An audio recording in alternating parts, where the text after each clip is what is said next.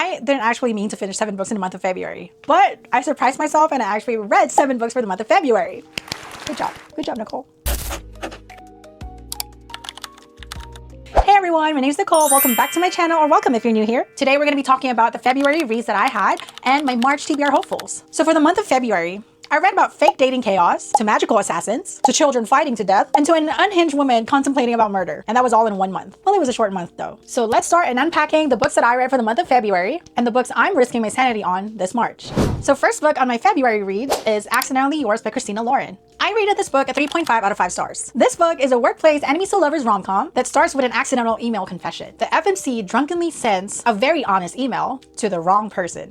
And of course, that person ended up being her coworker who now knows everything. So what follows after that is forced proximity, fake dating energy, and a lot of tension-filled banter. And you know I love banter a lot. It is a very light, flirty, cute book, and it was a fast read too. The next book is Time Will Tell by Hannah Bonam-Young. This is another fast-paced read, but this book leans more emotional and character-driven. So it follows 2 people navigating complicated circumstances in their life, such as grieving and healing. There's also a situation where how timing plays such a huge role in the relationship. It is less about the big drama and more about emotional intimacy and growth. Also, choosing someone when it's not easy. This book felt mature, quiet, tender, and very much wrong timing, right person energy. This book was another 3.5 out of 5 star reads, but I still highly recommend it.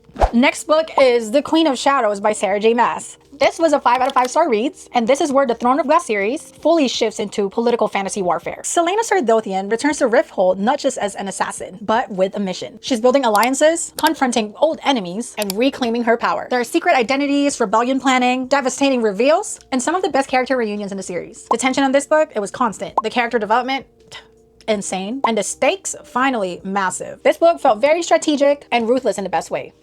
10 out of 10 would recommend. Next book on that list is The Harry Potter and the Philosopher's Stone by J.K. Rowling. This is about an orphan boy who discovers he's a wizard and gets swept into a hidden magical world at Hogwarts. We follow Harry learning spells, making friendships, uncovering secrets about the Philosopher's Stone, and slowly realizes that his past and his scar are tied to something even much more darker. Another 5 out of 5 star reads. This was actually a reread. I read this a long time ago, but I completely forgot the whole jizz of it. It is whimsical, cozy, and simple compared to the later books, but the world building foundation is definitely iconic. Highly recommend as well.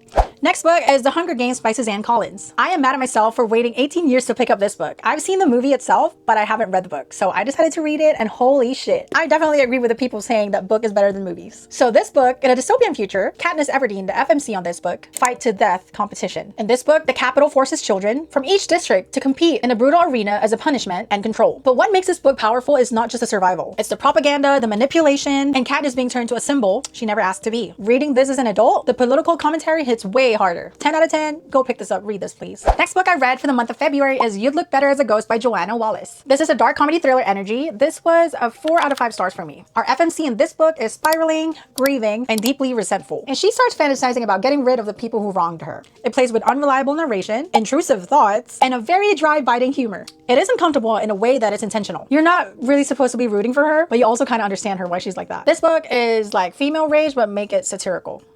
It was a good book. Fast read too.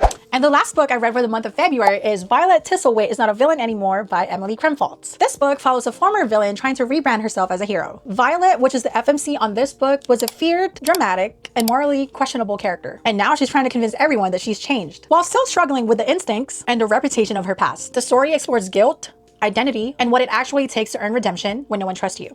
This was a 4 out of 5 star reads for me. It is messy and self-aware and surprisingly introspective. Okay, now that we're done with my February reads, it's time to start talking about my March TBR hopefuls. First one is Swift and Saddle by Lila Sage. It's a small town cowboy romance. From what I know, this follows a grumpy cowboy and a woman who ends up tangled in ranch life and of course complicated feelings. So I'm expecting a slow burn tension, dusty sunsets, and emotional vulnerability. Next one on that list is Star Wars Queen's Hope by E.K. Johnston. I've read the first book on this series. This book centers on Padme transitioning from the Queen of Naboo to becoming a senator. It focuses on her political maneuvering, her handmaidens, and the challenge of redefining her role in a galaxy that underestimates her. I'm really excited to continue this series. I'm excited to see more strategy, diplomacy, and strong female dynamics.